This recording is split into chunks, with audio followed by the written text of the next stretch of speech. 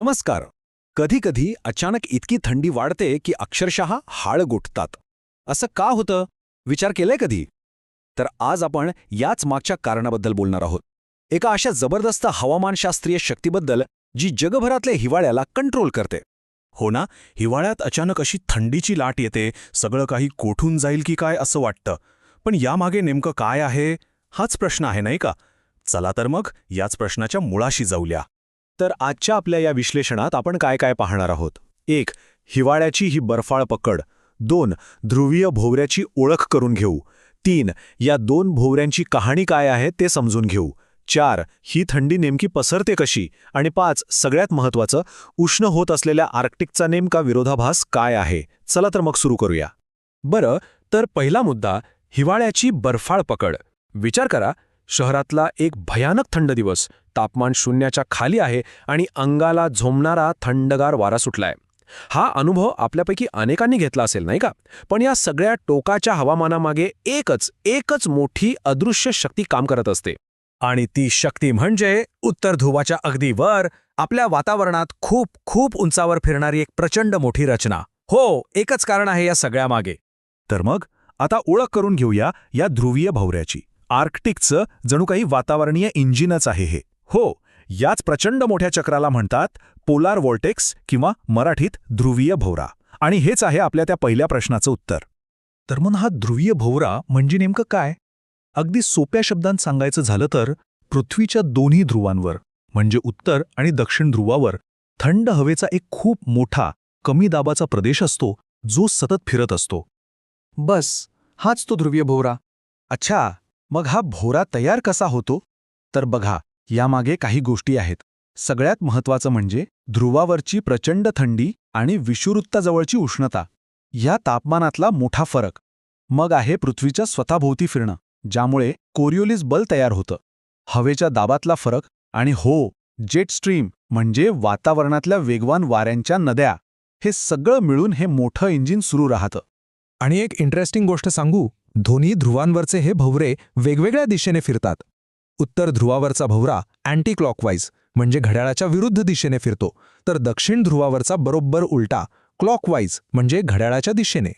आता यात अजून एक गंमत आहे. हा भोवरा म्हणजे काही एकच एक गोष्ट नाहीये. त्याचे 2 लेयर्स किंवा थर आहेत. एक खालचा थर ट्रोपोस्फेरिक, जो साधारण 10 ते 15 किलोमीटर उंचीवर असतो. आणि हाच तो थर जो आपल्या रोजच्या हवामानावर डायरेक्ट परिणाम करतो. आणि त्याच्यावर आहे स्ट्रॅटोस्फेरिक थर, जो जवळजवळ 50 किलोमीटर उंचीपर्यंत पसरलेला असतो. आणि हिवाळ्यात तो सगळ्यात जास्त पॉवरफुल असतो. आता आपण बघूया या 2 भोवऱ्यांची कहाणी. म्हणजे तो कधी स्थिर असतो आणि कधी नाही. कारण महत्त्वाचा मुद्दा हाच आहे की हा भोवरा नेहमी एकाच सारखा नसतो. कधी तो एखादा व्यवस्थित फिरणाऱ्या टॉप म्हणजे भोवऱ्यासारखा असतो, एकदम स्टेबल, तर कधी तो डगमगायला लागतो, अस्थिर होतो.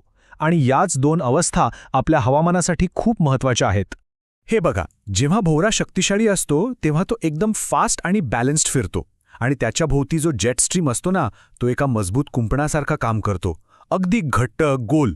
त्यामुळे आर्क्टिकची सगळीच्या सगळी थंडगार हवा त्या कुंपणाच्या आत धुवावर लॉक होऊन राहते. पण जेव्हा हा भोवरा कमकुवत होतो तेव्हा तो डगमगायला लागतो आणि मग ते जेट स्ट्रीमचं कुंपणसुद्धा सैल पडतं, असं नागमोडी लहरींसारखं होतं. आणि मग काय, ती थंडगार हवा त्यातून बाहेर निसटते आणि दक्षिणेकडे पसरू लागते. आणि मग जेव्हा ही थंडी पसरते, म्हणजे जेव्हा तो भोवरा डगमगतो, तेव्हाच आपल्याला जमिनीवर त्या तीव्र थंडीच्या लाटेचा अनुभव येतो. ही एक साखळी आहे अक्षरशः. चला तर मग पाहूया ही प्रक्रिया नेमकी घडते तरी कशी. हे सगळं 3 सोप्या स्टेप्समध्ये होतं. स्टेप नंबर 1, भोवरा कमकुवत होतो, त्याची ताकद कमी होते. स्टेप नंबर 2, त्यामुळे जेट स्ट्रीमचं ते कुंपण सैल पडतं, ते लहरी बनतं. आणि स्टेप नंबर 3, मग काय, वाट मोकळी मिळाल्यामुळे आर्क्टिकची ती हाडं गोठवणारी थंड हवा दक्षिणेकडे सुसाट वेगाने येते. आणि याचा डायरेक्ट परिणाम, उत्तर अमेरिकेसारख्या खंडांमध्ये थंडीच्या अक्षरशः प्रचंड लाटा पसरतात, इतक्या की तिथलं सगळं जनजीवन ठप्प होऊन जातं. चला, आता शेवटच्या आणि सगळ्यात महत्त्वाच्या मुद्द्याकडे वळूया. उष्ण होत असलेल्या आर्क्टिकचा विरोधाभास. कारण या बदलत्या हवामानात या भोवऱ्याचं काय होणार हे समजून घेणं खूप गरजेचं आहे. ह्याचं भविष्य थेट आपल्या ग्रहाच्या भविष्याशी जोडलेलं आहे. कारण बघा, या भोवऱ्याचे परिणाम फक्त थंडीच्या लाटांपुरते नाहीयेत. याचा प्रभाव खूप मोठा आहे. हा मध्य अक्षांशात तीव्र थंडी तर आणतोच, पण दक्षिण ध्रुवावर जो ओझोनला होल पडलाय त्यातही याचा वाटा आहे. आणि आर्क्टिक ॲम्प्लिफिकेशन नावाच्या प्रक्रियेमुळे याचा थेट संबंध हवामान बदलाशी आहे. आणि इथेच तो मोठा विरोधाभास येतो. आपल्याला काय वाटतं की ग्लोबल वॉर्मिंग म्हणजे सगळीकडे उष्णता वाढेल, हिवाळे सौम्य होतील, बरोबर? पण गंमत बघा, घडतंय कदाचित उलटं. शास्त्रज्ञांचं म्हणणं आहे की आर्क्टिक प्रदेश हा जगाच्या इतर भागांपेक्षा खूप जास्त वेगाने गरम होतोय आणि त्यामुळे होतंय काय की ध्रुवीय भोवळा आणखी कमकुवत आणि अस्थिर होतोय. आणि त्याचा परिणाम काही भागांमध्ये थंडीच्या तीव्र लाटा कमी होण्याऐवजी उलट जास्त वेळा येऊ शकतात. तर मग एक मोठा प्रश्न उभा राहतो. जसजसे हे ध्रुव अधिक उष्ण होत राहतील तसा हा डगमगणारा अस्थिर ध्रुवीय भोवरा आपल्या हिवाळ्याचं एक नवीन वास्तव बनणार आहे का? म्हणजे तीव्र थंडीच्या लाटा ही एक सामान्य गोष्ट होणार आहे का? खरंच ह्यावर विचार करण्याची गरज आहे.